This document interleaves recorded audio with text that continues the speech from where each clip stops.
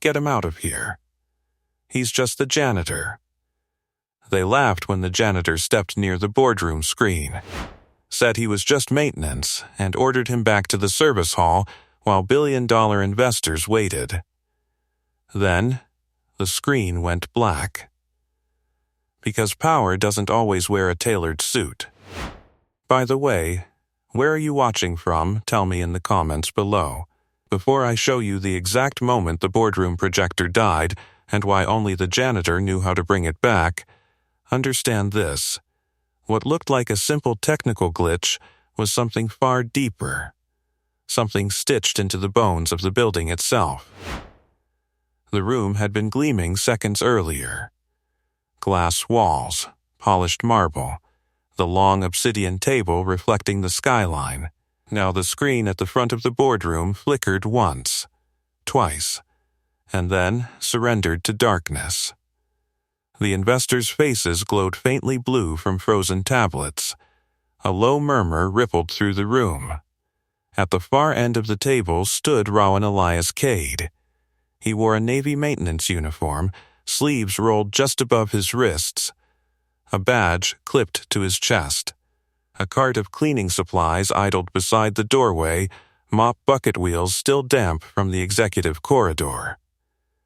He hadn't raised his voice, hadn't defended himself when Lucian Hallberg pointed toward the exit. He simply watched the screen go black.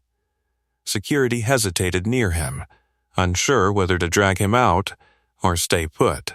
The CEO's heels struck marble as she moved closer to the blank projection wall, irritation sharpening her posture. Rowan didn't flinch. The silence that followed wasn't ordinary. It had weight. A faint electrical hum trembled through the ceiling panels. Somewhere behind the walls, servers shifted tone, like a distant engine misfiring. He noticed. The janitor, single father, night shift, invisible fixture in a building of polished egos, felt something change in the air. Not panic, not confusion. Recognition. Because beneath the tailored suits and the billion-dollar negotiations, beneath the rehearsed slides and market forecasts, there was a structure. A framework. Lines of code and redundancies woven together years ago by someone who understood collapse. He had built that framework. At home that morning before sunrise, he'd braided his daughter's hair at their kitchen table. Mira had asked if the big meeting meant he'd be working late. He'd smiled and told her probably, but we'll still do math puzzles before bed. Her backpack still sat by the apartment door, a sticker peeling from its corner. That stability, her school, her health insurance, the modest 2-bedroom apartment, depended on this company standing upright. And now, the screen was black. Inside the boardroom, irritation began to fracture into something less controlled. One consultant tapped furiously at a wireless tablet. Another crouched near the projection console, muttering about signal interference. Lucian's voice cut through the rising noise. Why is it offline? We tested this system an hour ago. No one answered with certainty. Rowan felt the vibration beneath his boots again. Subtle, but distinct. Not a random outage, not a loose cable, a trigger. He glanced toward the service corridor, where fluorescent lights buzzed faintly. The corridor smelled of industrial cleaner and cool air recycled from the data floor below. That space, where power never looked, had always been his territory. He shifted his weight, calm, unshakable. The CEO finally turned back toward him, eyes narrowed. I said leave. He met her gaze without defiance, without apology. For a moment, the janitor looked like exactly what they believed he was, an employee out of place, a worker who'd wandered too close to the polished table of authority. But he didn't move. Behind the glass walls, clouds drifted across the skyline, shadows crossing the city below. Inside, the investors' whispers grew sharper. A stock alert chimed softly from someone's phone. The frozen screen reflected their anxious faces back at them. Rowan listened past the noise. There it was again. A subtle shift in the building's electrical rhythm. A safeguard engaging. A system protecting itself from something deeper. He knew that sound, and while executives debated optics and consultants blamed equipment, the janitor standing beside a mop bucket understood a truth none of them did. The blackout wasn't a glitch. It was a warning. Rowan kept his eyes on the dead screen while the room spiraled into controlled chaos.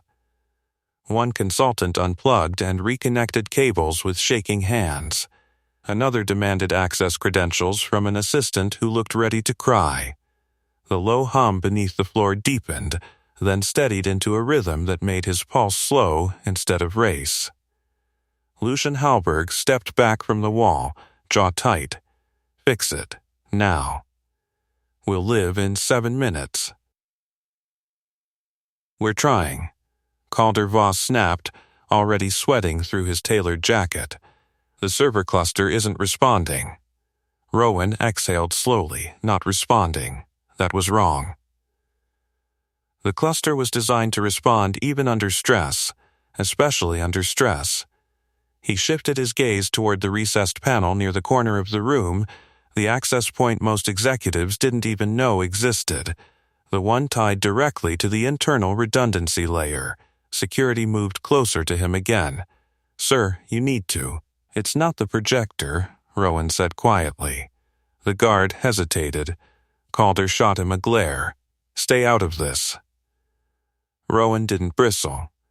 He studied the frozen interface still faintly visible on the blank screen. The last slide had displayed projected earnings post-merger. Numbers that depended on flawless execution. Numbers that depended on system stability. "It's the failsafe," he added. "Call." Something triggered containment. A few heads turned. Lucian's eyes sharpened. "Containment?" Calder scoffed. "There's no breach alert." "There wouldn't be," Rowan replied. "Not if it's internal." The room stilled for half a second. He could feel the shift, like pressure building behind glass. Vivienne Armand, seated near the center of the table, leaned forward slightly. Unlike the others, she wasn't panicking. She was observing. Measuring. "What do you mean internal?" she asked.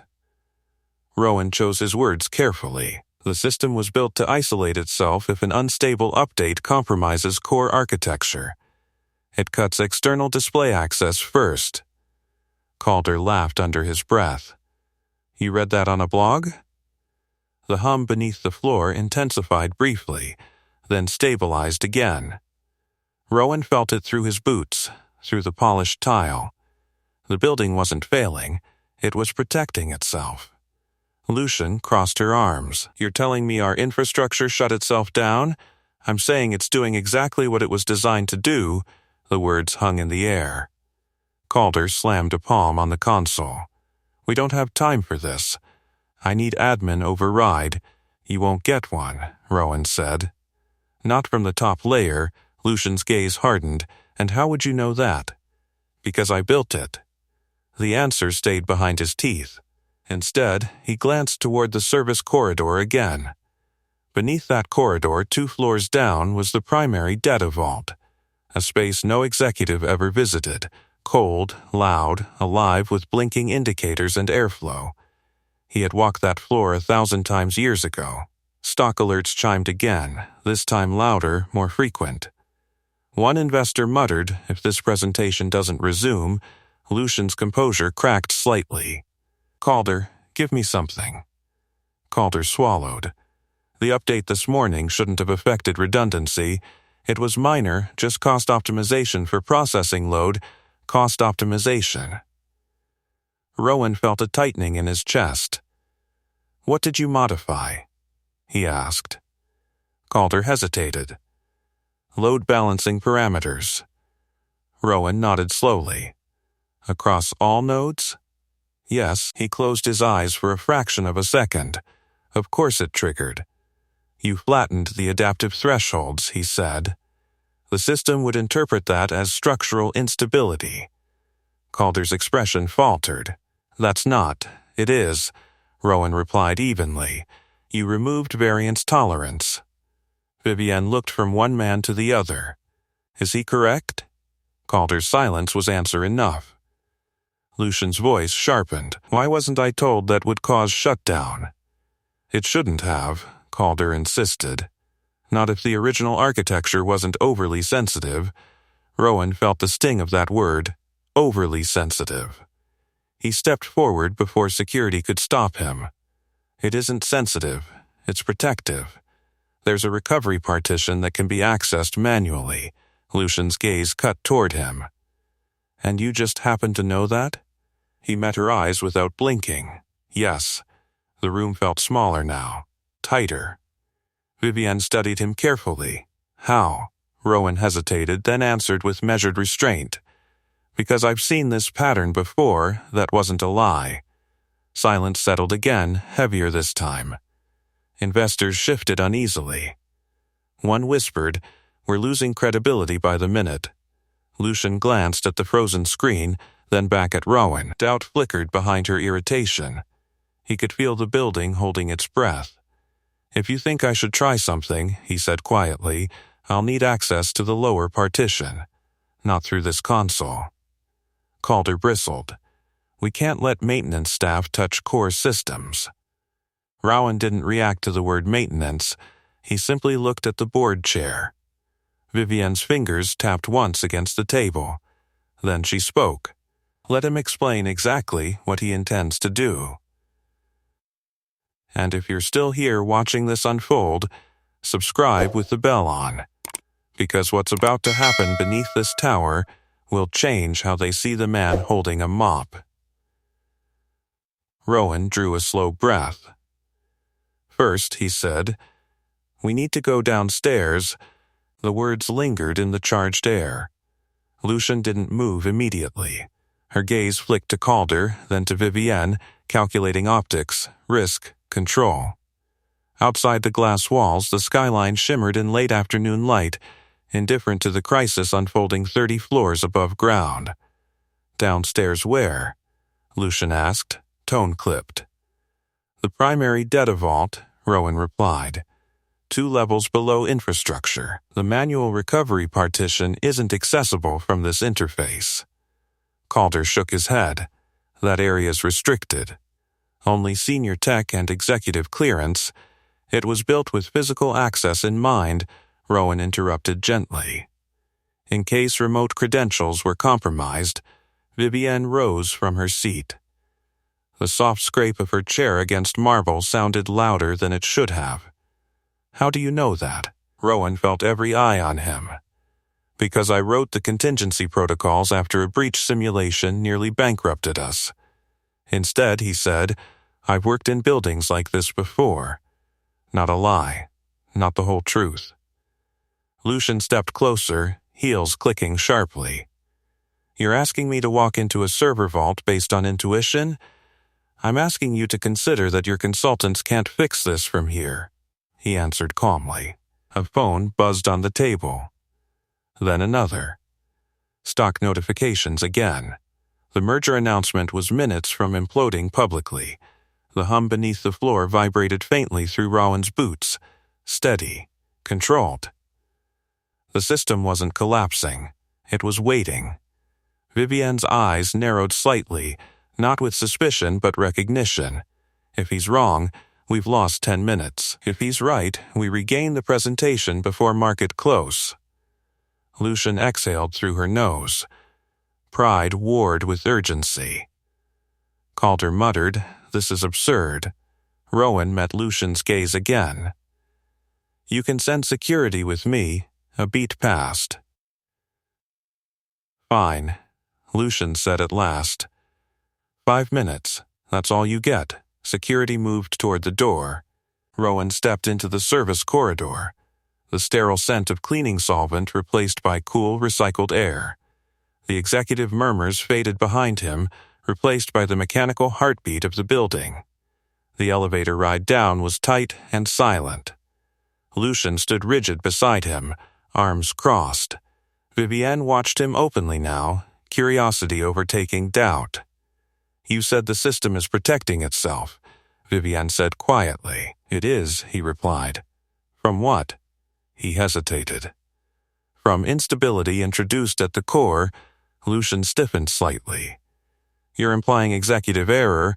I'm implying architecture behaves predictably, he said. The elevator doors opened with a soft chime. Cold air rushed in.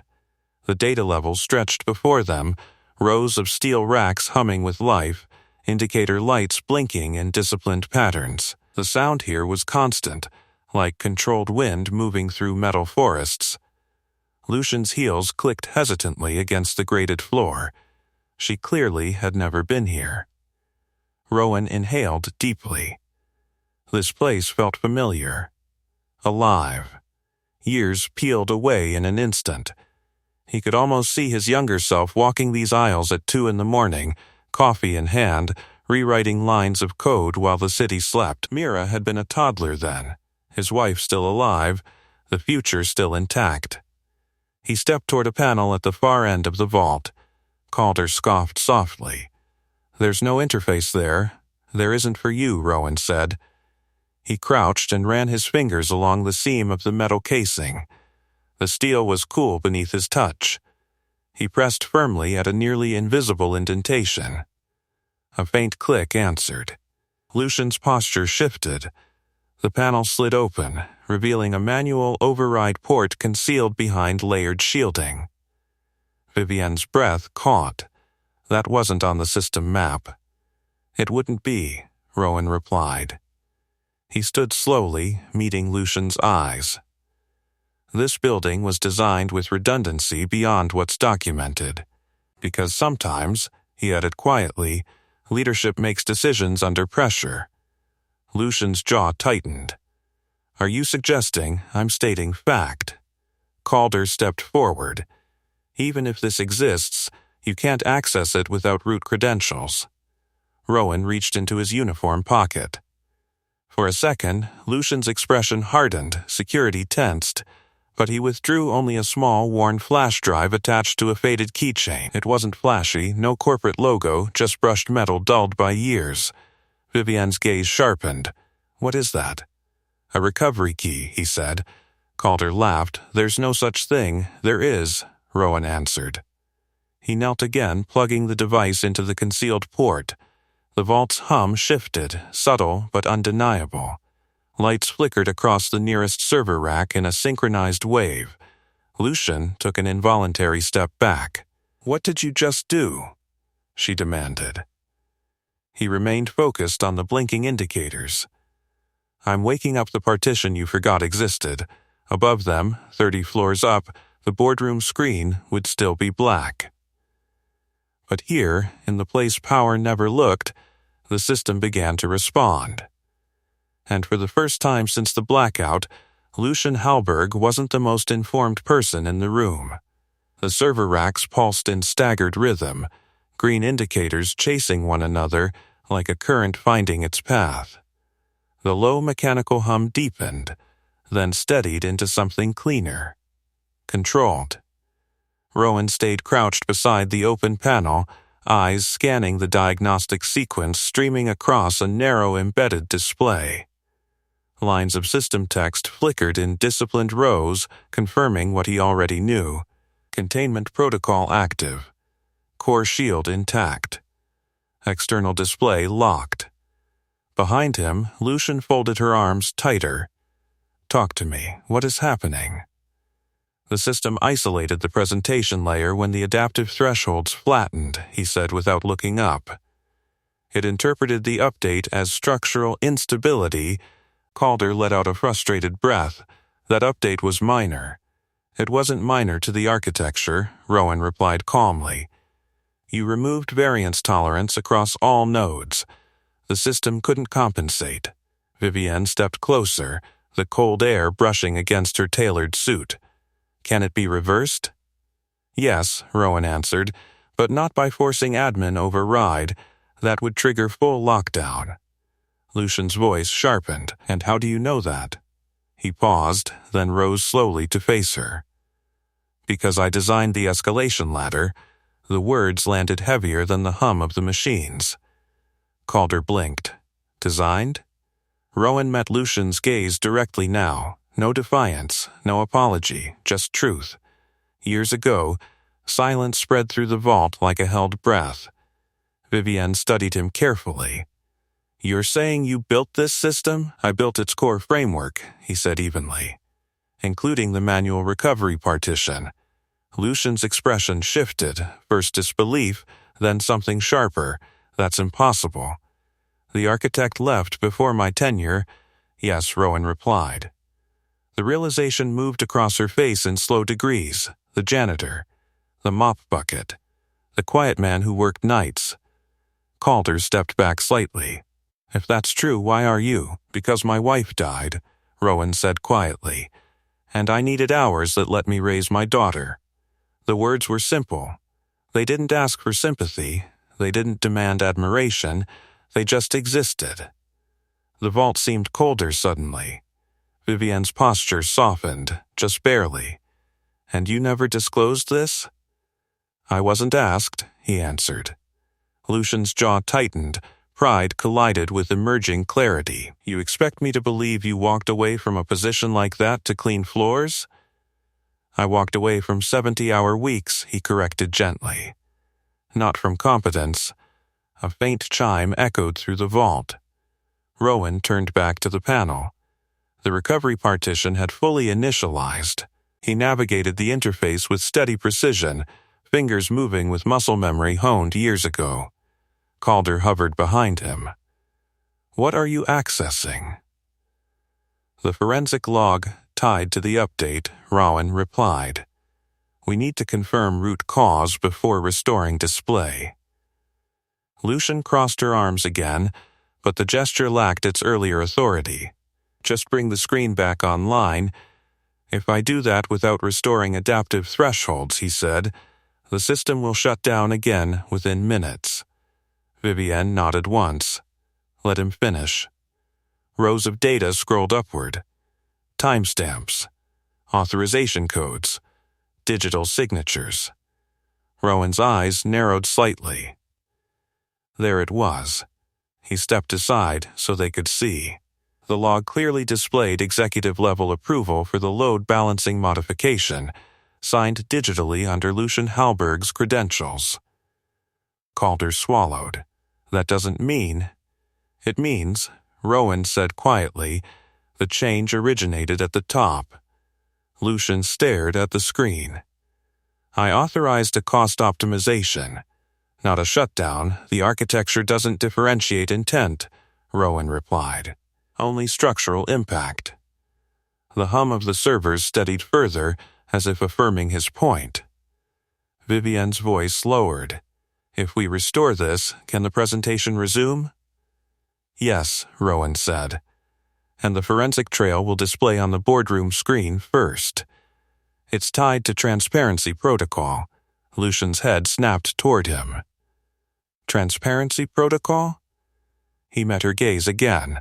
"Any containment event triggers visible root cause logs when external display reactivates. It was designed to prevent silent executive overrides." Calder's face drained of color. "You built that into it?" "I did." For a long moment, no one spoke. Upstairs, investors were waiting. Markets were reacting. The merger teetered. Down here, in the cold vault where leadership rarely descended, truth blinked calmly across steel racks. Lucian inhaled slowly, then straightened. "Restore it." Rowan studied her face. Not for permission. For acknowledgement. She held his gaze. "Restore it," she repeated. "Quieter now." He nodded once. Turning back to the panel, he adjusted the adaptive thresholds to their original variance. The system responded immediately, indicators syncing in clean alignment. He initiated external display recovery. A pulse moved through the racks like a ripple. 30 floors above, the boardroom screen would be waking up. But this time, it wouldn't show projected earnings first. It would show the truth. The hum in the vault shifted into a synchronized rhythm, deeper and more confident. Rowan watched the final diagnostic bar complete its cycle, then pressed the manual confirmation key. The recovery partition merged cleanly with the primary architecture. Adaptive thresholds stabilized. External display authorization unlocked. 30 seconds, he said. Lucian stood very still, eyes fixed on the narrow monitor as if she could will the outcome to favor her. Calder wiped a hand across his forehead. Vivienne folded her hands in front of her, composed but alert. Above them, in the glass-walled boardroom, the frozen black screen flickered. Rowan didn't need to see it to know. He felt the building breathe. Display protocol is tied to transparency trigger, he reminded them quietly. The forensic log will populate first. Lucian's jaw flexed. Can that be bypassed? No, he said. Not without triggering another shutdown. The implications settled heavily between them. A soft vibration passed through the vault floor, confirmation that the presentation layer had reinitialized. Rowan stepped back from the panel, giving the system space to finalize. Upstairs, the boardroom screen came alive, not with polished slides or projected profit curves, but with scrolling system logs in stark white text against deep blue. Executive authorization, load balancing modification approved. Adaptive thresholds flattened across all nodes. Containment protocol engaged. Investors leaned forward, assistants exchanged glances. The truth was there, time-stamped and undeniable. Vivienne's phone buzzed. She glanced at it briefly, then looked at Lucian. They can see it, she said quietly. Lucian didn't answer. Rowan closed the metal panel gently, the click echoing in the cold air. He wiped his hands on a cloth tucked into his belt, not nervously, just habitually. We should go back up, Vivienne said. The elevator ride felt different this time. No one questioned his presence. No one asked him to stand aside. When the doors opened onto the executive floor, the tension hit like static. Conversations hushed as they stepped into view. Inside the boardroom, the large screen dominated the space, filled with forensic detail. Calder hurried ahead, trying to explain in low tones to a cluster of investors. It's a containment safeguard, overly sensitive architecture. It's protective architecture, Rowan corrected calmly as he entered. Heads turned. Lucian walked in behind him, posture composed but eyes sharper now. The authority in her stride remained, yet something beneath it had shifted. Awareness, perhaps. Or exposure. Vivienne moved to the head of the table. The system has been stabilized, she announced. We will proceed shortly. An investor near the far end gestured toward the screen. Care to explain why executive-level modifications triggered shutdown? The room quieted further. Lucian stepped forward, gaze lifting to the display that now reflected her own authorization code back at her. For a fraction of a second, something like pride warred with reality in her expression. Rowan didn't look at her. He looked at the data. This architecture was designed to prevent silent degradation, he said evenly. When structural tolerance is reduced too aggressively, the system protects itself. And you would know that how? One investor asked. He hesitated. Then he answered without flourish. I wrote it. The words rippled across the table. Calder's mouth opened slightly. Several board members exchanged sharp glances. Assistants who had passed him nightly in hallways stared openly now. Vivienne inclined her head. Rowan Elias Cade was the original chief systems architect of Halberg Global. A murmur broke loose. Lucian didn't contradict it. For a long second, Rowan stood beside the obsidian table, maintenance uniform creased from hours of quiet labor, mop cart still visible through the glass wall behind him. The contrast was undeniable. power in tailored suits, competence in worn boots. If he hadn't engaged the recovery partition, Vivienne continued, the presentation would not be resuming. An investor leaned back slowly. Then perhaps we should hear from him before proceeding. Rowan felt the weight of the room shift, not entirely in his favor, not yet, but away from dismissal. And if you're seeing this shift right now, subscribe with the bell on, because what happens next isn't just about a boardroom. It's about what the world misses when it only looks at titles. Lucian finally spoke, voice controlled. Resume the presentation. The forensic log minimized. The original merger slide reappeared, clean and polished as if nothing had happened. But everyone in that room knew something had. Rowan stepped back slightly, returning space to the executives. He hadn't come for recognition.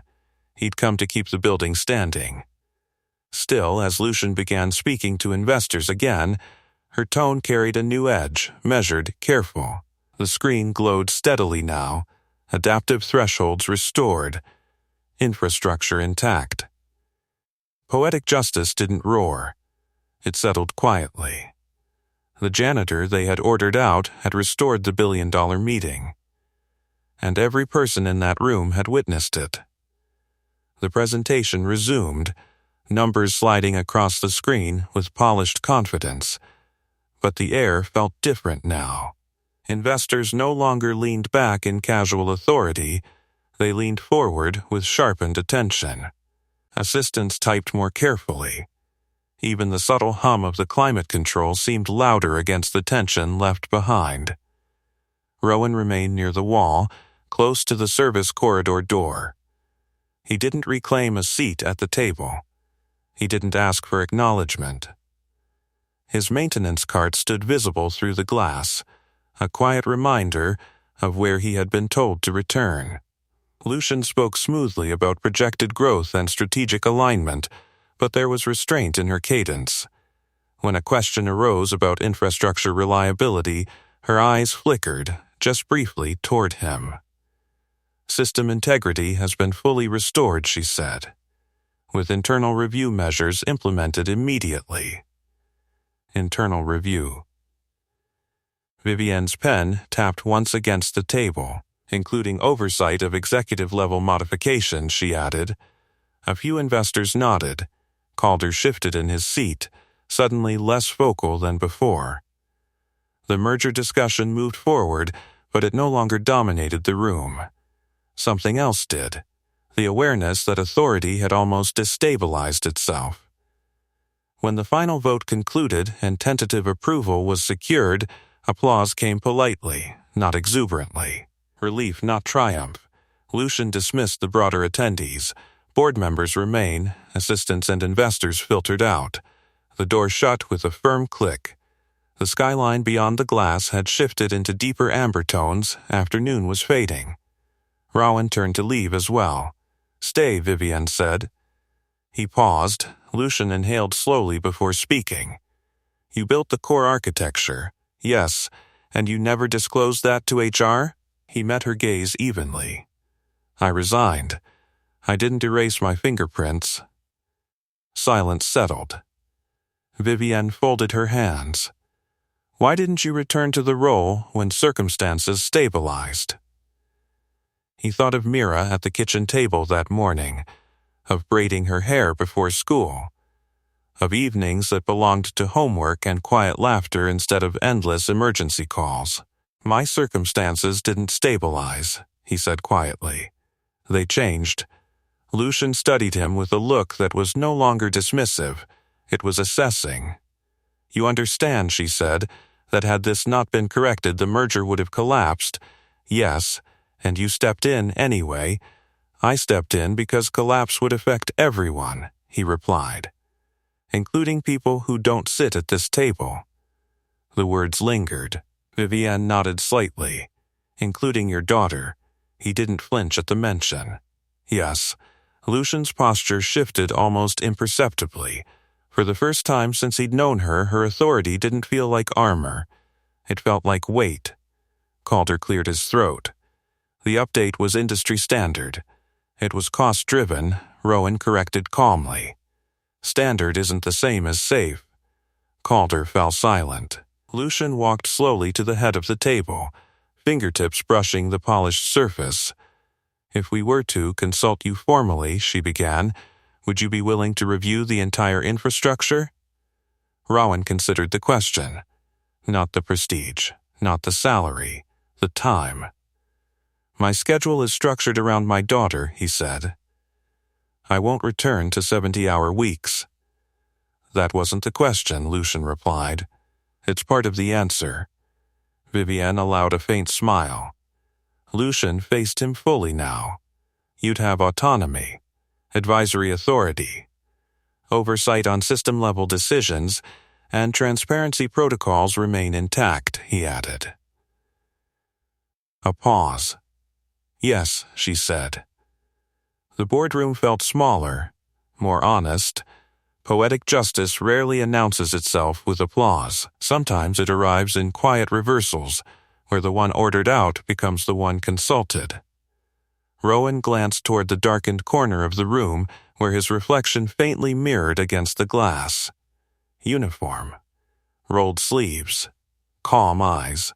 He hadn't asked for validation. But dignity had returned, witnessed by those who once dismissed him. I'll review your framework, he said at last. On contract. Limited hours. Lucian inclined her head, just slightly. Draft the terms, she said to Vivienne.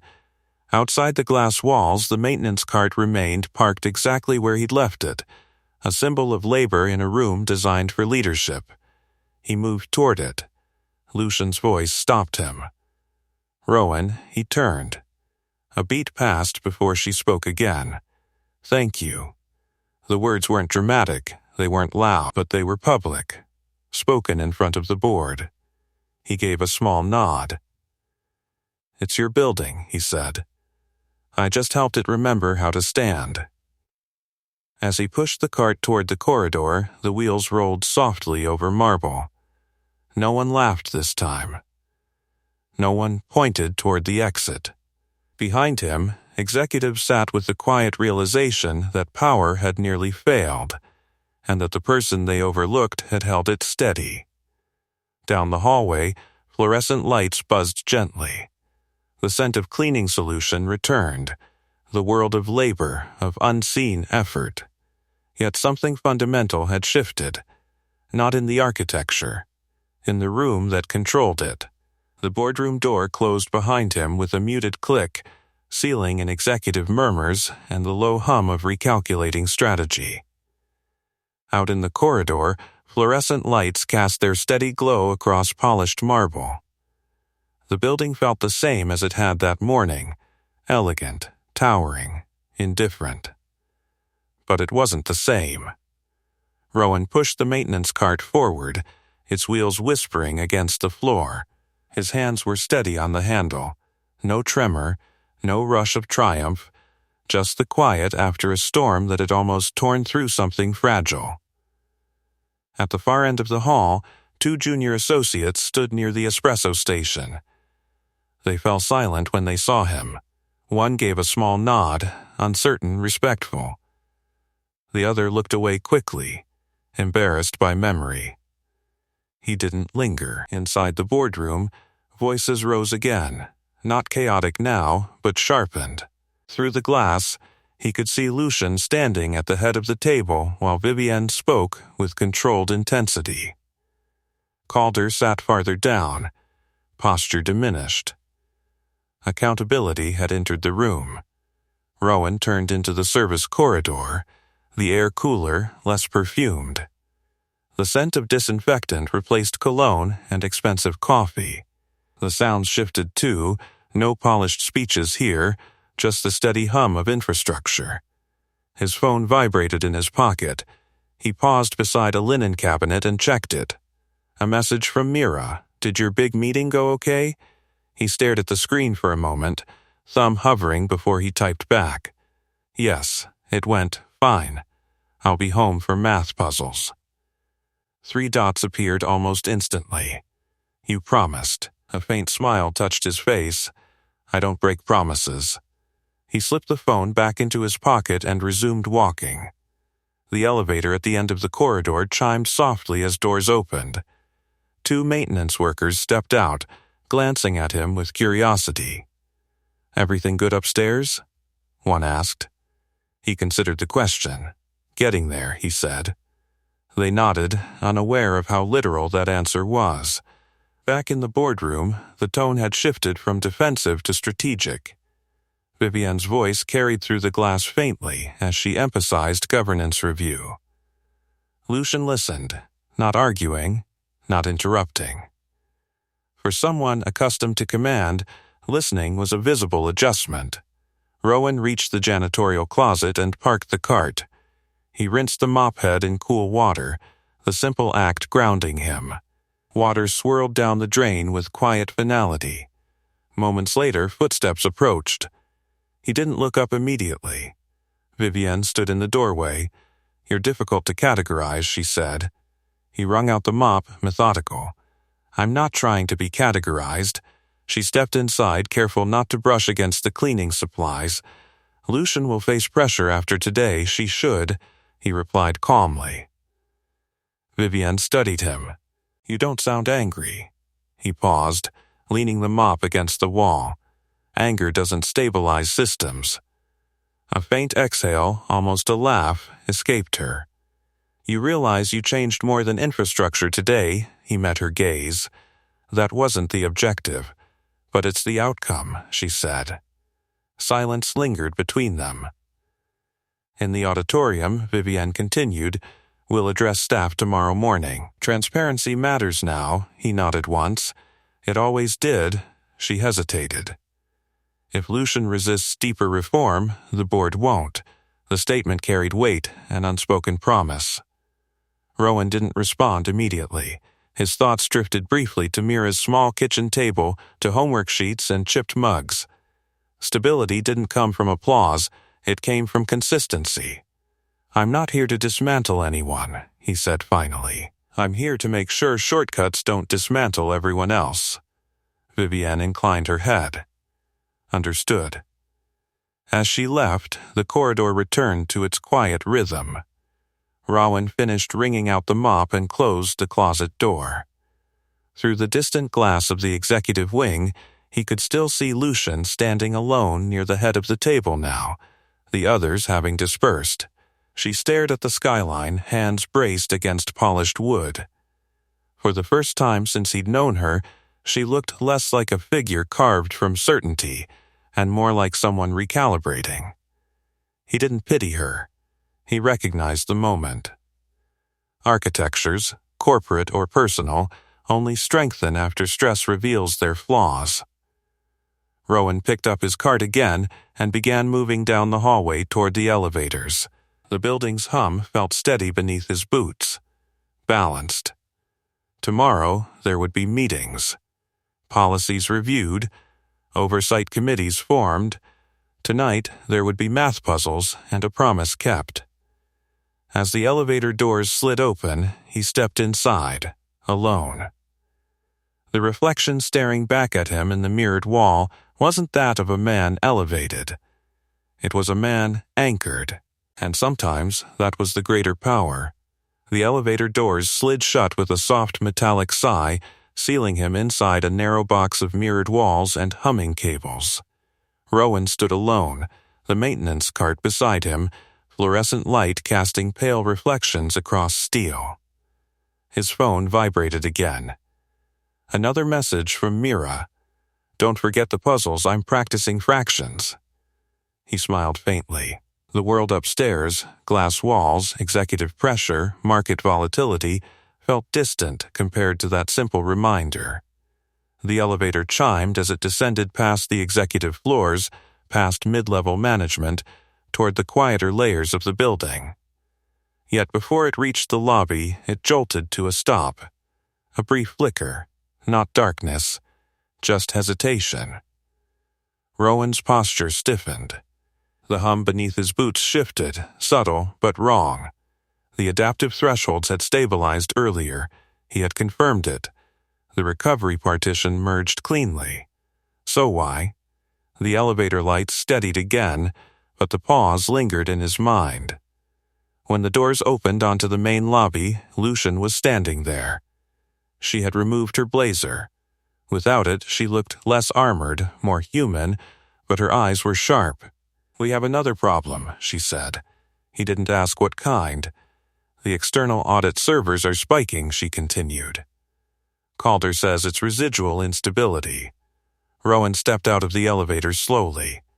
"It's not residual." Her jaw tightened. "Then what is it?" He listened.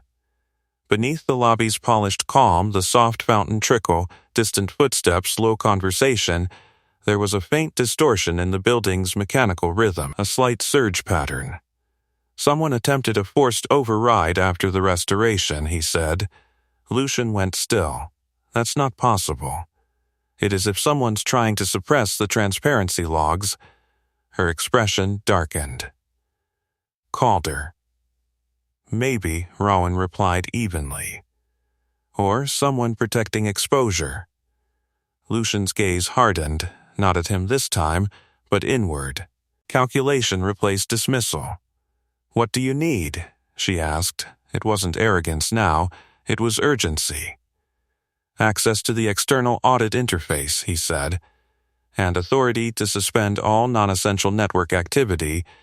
She hesitated only a fraction of a second before nodding. "You have it."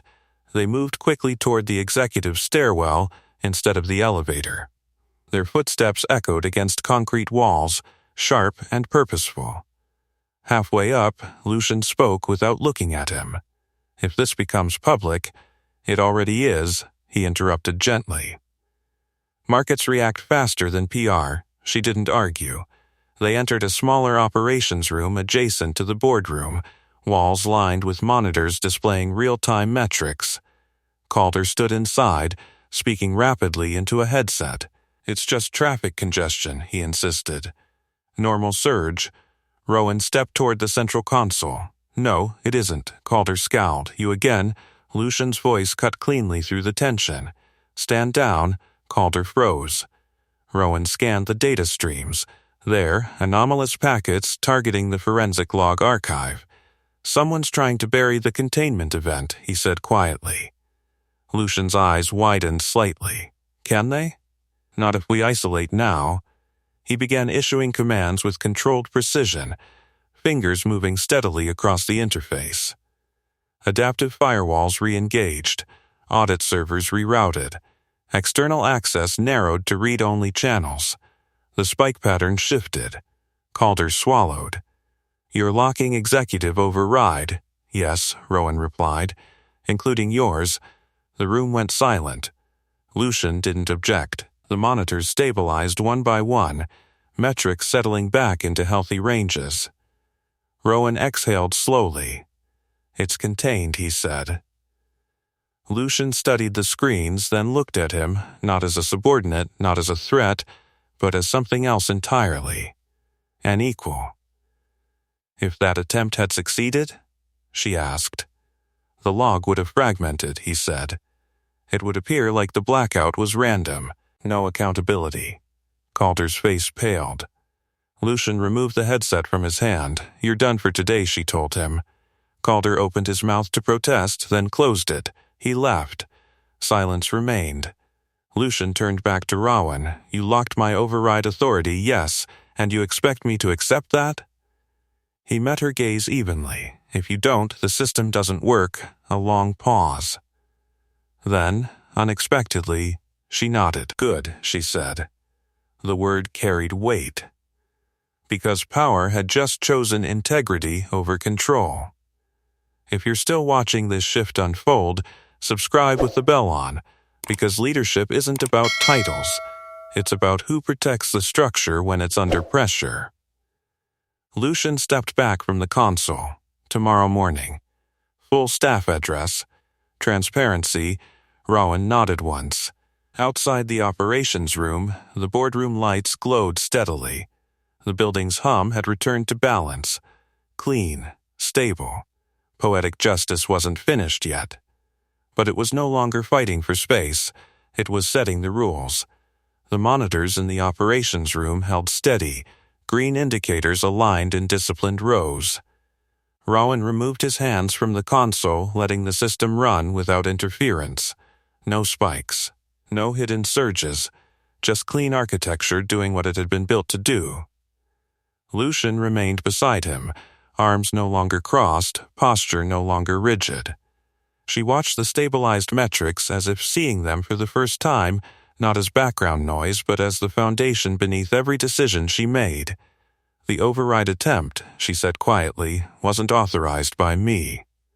I know, he replied. Her eyes flicked toward him. You sound certain. It didn't carry your credentials. A pause. She absorbed that. Then Calder acted independently, she concluded. Or someone under pressure did, Rowan said evenly. Containment events make people nervous. Lucian's jaw tightened. He was hired to optimize efficiency. He optimized risk, Rowan answered. Silence settled again, less hostile now, more reflective. Vivienne entered the room without knocking, gaze sweeping across the stabilized screens. Audit servers are calm, she observed. They will stay that way, Rowan said. All executive-level overrides are suspended until the governance review is complete. Vivienne's lips curved slightly, including Lucian's. Lucian didn't flinch. Yes. The admission hung in the air, small, but seismic. Vivienne nodded once. Then tomorrow we address staff. Full disclosure of the containment event. No euphemisms. Lucian straightened. Agreed. Rowan stepped back from the console, giving space once more to those who officially owned the room. He had done what he came to do. Rowan, Vivienne said, turning toward him, the board has already convened privately. He waited. We are drafting a formal advisory contract, she continued. Systems oversight. Direct reporting line to governance. Lucian added, on your terms. He studied their faces carefully. No mockery now. No dismissal. Only measured intent. My terms haven't changed, he said. Limited hours. No emergency demands outside agreed windows unless there's catastrophic risk. Vivienne nodded. Reasonable. Lucian's gaze held his. And you will have veto authority on infrastructure-level modifications. That caught his attention. Veto? He repeated. Yes, she said. If cost-saving compromises structural integrity, you stop it. The weight of that responsibility pressed against him, not intimidating, but real. You're giving maintenance staff veto power? He asked calmly. Lucian's expression didn't waver. I'm giving the architect veto power. A quiet acknowledgement of identity. He let that settle. Then we move forward, he said. Vivienne inclined her head. Tomorrow, during the staff address, your role will be clarified. Rowan exhaled softly. Clarity is fine. Spectacle isn't necessary. It won't be spectacle, Lucian replied. It will be correction. The word lingered.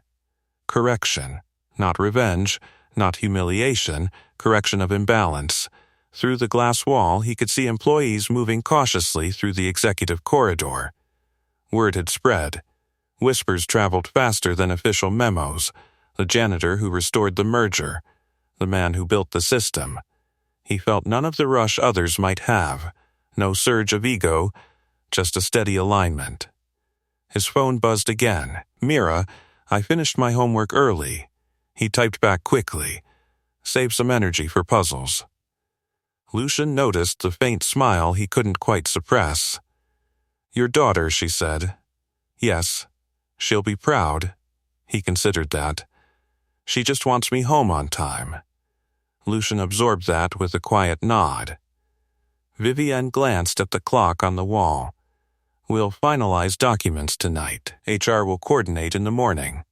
Rowan stepped away from the operations console entirely now. Then I'll return to my shift. Lucian's brow lifted slightly. You're still cleaning tonight? Yes. A beat passed. She didn't argue. As he walked toward the door, Lucian's voice followed him once more. "Rowan," he paused. "I misjudged you." The words were direct, public within the room, no hedging. He met her gaze steadily. "You misjudged the uniform." That answer held no bite, just truth. Vivienne allowed a quiet breath of agreement.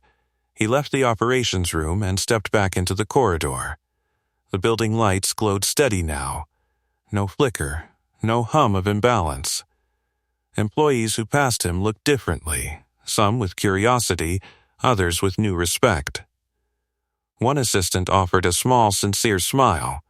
He nodded back. The power dynamic had shifted, but not through force. Through exposure. Poetic justice had unfolded not as humiliation, but as revelation. And as he reached for the handle of his maintenance cart once more, the wheels rolling softly over marble, it was clear to anyone watching that leadership didn't always stand at the head of the table. Sometimes it stood beside a mop bucket. And everyone in the building knew it now. The next morning, the corporate auditorium filled with a low tide of murmurs. Employees from every level, assistants, analysts, custodial staff, department heads, took seats beneath the wide projection screen that had betrayed the company less than 24 hours earlier. Rowan stood near the side entrance, not backstage, not spotlighted. His maintenance uniform was freshly pressed, sleeves rolled as always. He had arrived early, finished half his assigned floor, and then quietly made his way downstairs when HR sent the notice. On stage, Lucian adjusted the microphone. The room gradually quieted. Vivienne sat in the front row, posture composed, eyes attentive. Lucian began without preamble. "Yesterday, during a critical merger presentation, our internal infrastructure triggered a containment protocol." A faint ripple moved through the crowd. Word had spread, but hearing it confirmed carried weight. The cause, she continued, was an executive-level modification to system thresholds that compromised structural tolerance. She didn't soften the language. Rowan noticed that. Screens behind her illuminated with a simplified version of the forensic log, clean, factual, time-stamped. No euphemisms, no deflection. Lucian inhaled once before continuing. The system behaved as it was designed to behave. It protected itself, and by extension, this company.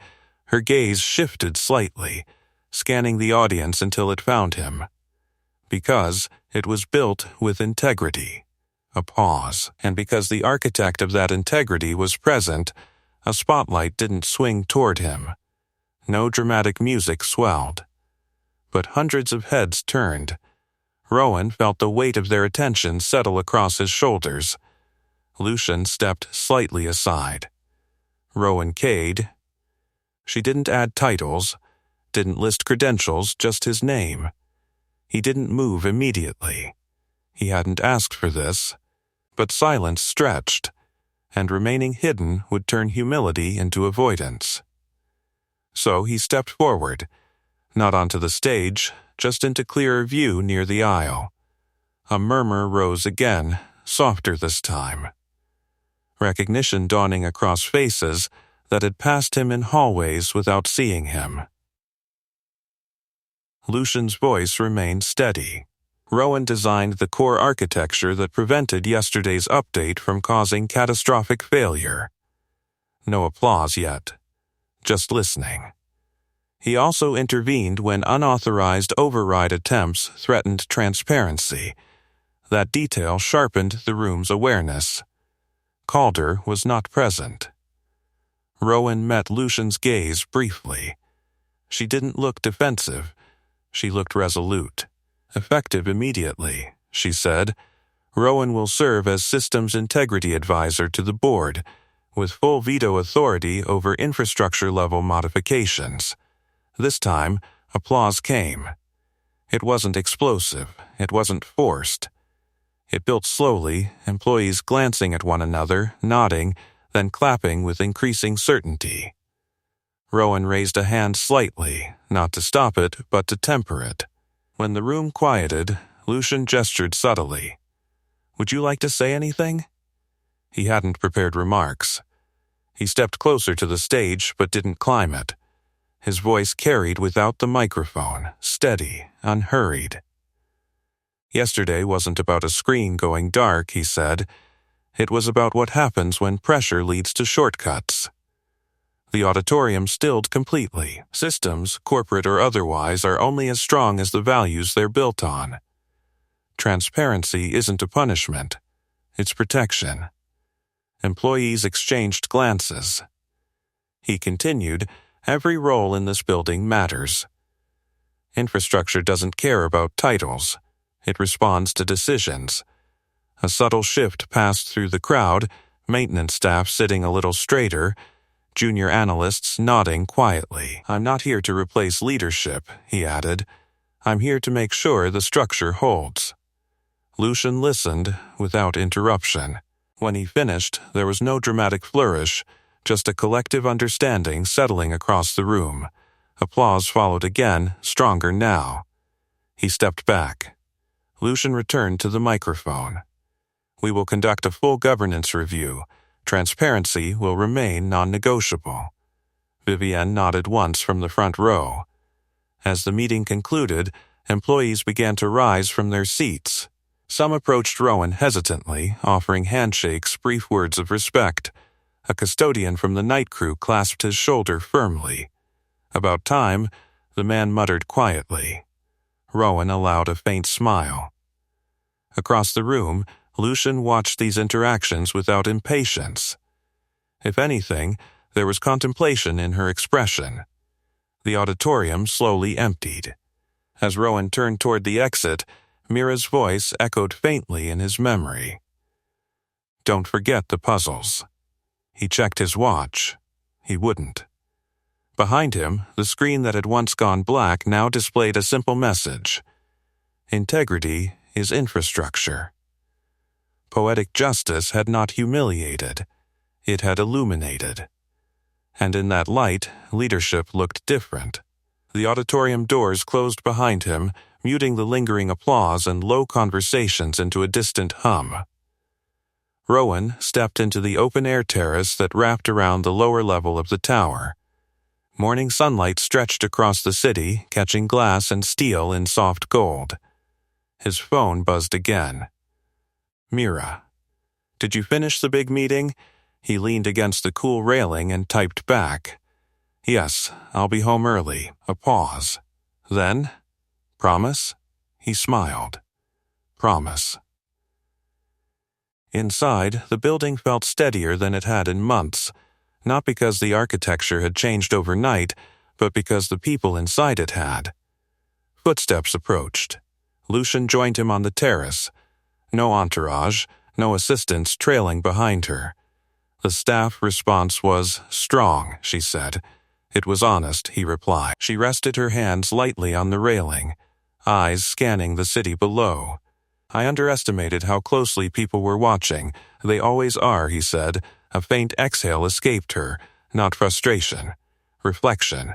I built my leadership on decisive control, she continued. Speed, efficiency. Yesterday exposed the flaw in that Rowan didn't interrupt. Control without accountability, she finished quietly, is fragility, he nodded once.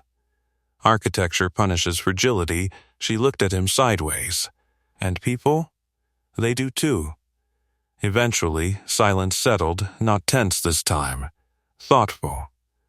Lucian straightened slightly. Calder's contract has been terminated. Rowan absorbed that without visible reaction. And the override attempt? Under investigation. Internal audit will publish findings. He studied her for a moment. Transparency only works if it's consistent. It will be, she said. There was no arrogance in the statement, just intention. Below them, employees moved through the plaza outside the building. Maintenance crews, junior staff, executives in tailored suits. For the first time, the lines between them felt less rigid. Lucian turned toward him fully. You could have humiliated me yesterday. He considered that. But you didn't. No, he said simply. Why? because collapse would have hurt more than pride. She held his gaze for a long moment. Then she nodded, slow, deliberate. "Thank you," she said again. This time, it didn't sound like obligation. It sounded like understanding. He checked his watch once more. "I need to leave, of course." They walked back through the corridor together. Employees who passed them no longer looked confused by the pairing. It seemed natural now, the CEO and the system's integrity advisor moving side by side. At the elevator, Lucian paused. "Your advisory contract will reflect your schedule." "Good. And Rowan." He looked at her. "If I revert to old habits, you stop me." He didn't smile. "I will."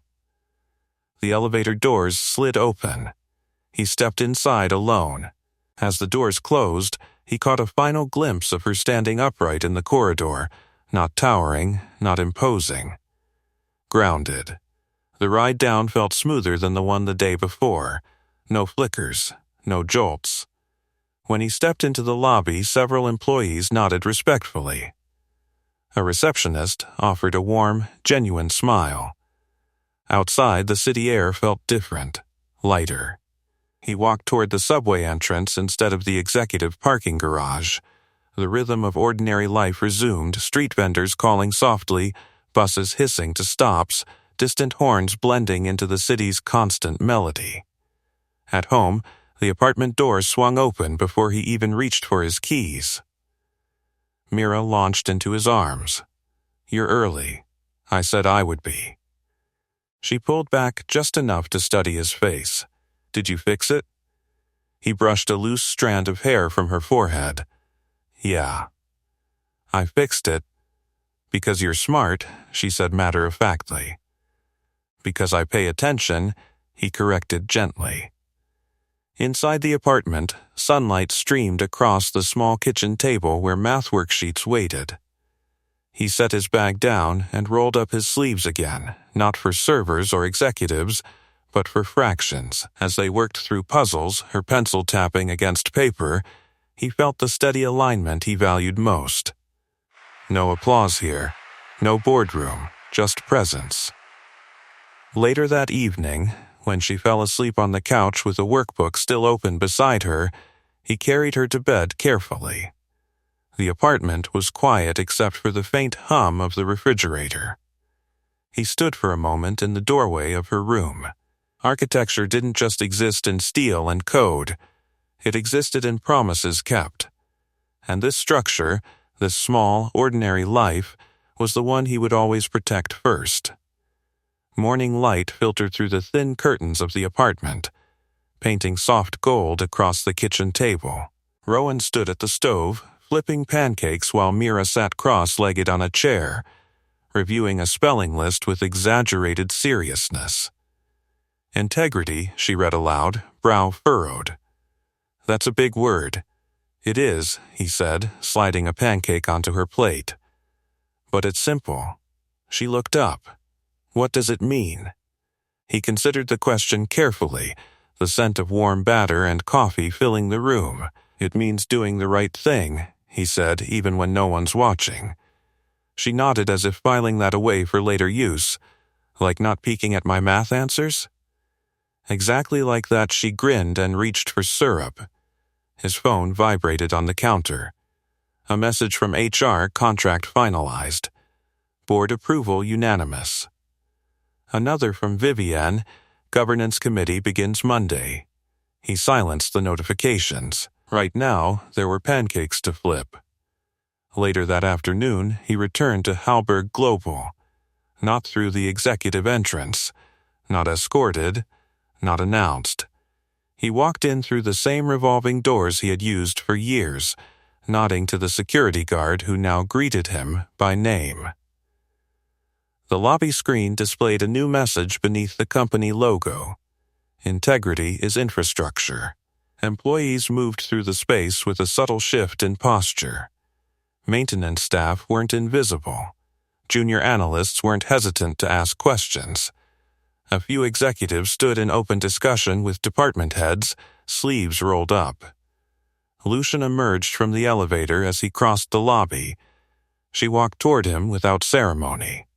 "Systems review begins at 4, she said. "I'll be there," he replied. She hesitated, then added, "You were right." "About what?" "Architecture punishes fragility." He inclined his head slightly. "So do markets." A faint smile touched her lips. And apparently, janitors, he didn't smile back, but there was warmth in his eyes. "Architects," he corrected. They entered the conference room together, not as adversaries, not as superior and subordinate, but as two leaders who had learned something the hard way. The meeting was practical, detailed, honest. No shortcuts disguised as innovation, no efficiency framed as wisdom without scrutiny. Rowan spoke when necessary, listened more often, vetoed one proposal quietly, explaining the risk without ego. Lucian accepted it without resistance. The room noticed. By the time evening settled across the skyline again, the building hummed with a steadier rhythm than it had in years. Not louder, not flashier, stronger.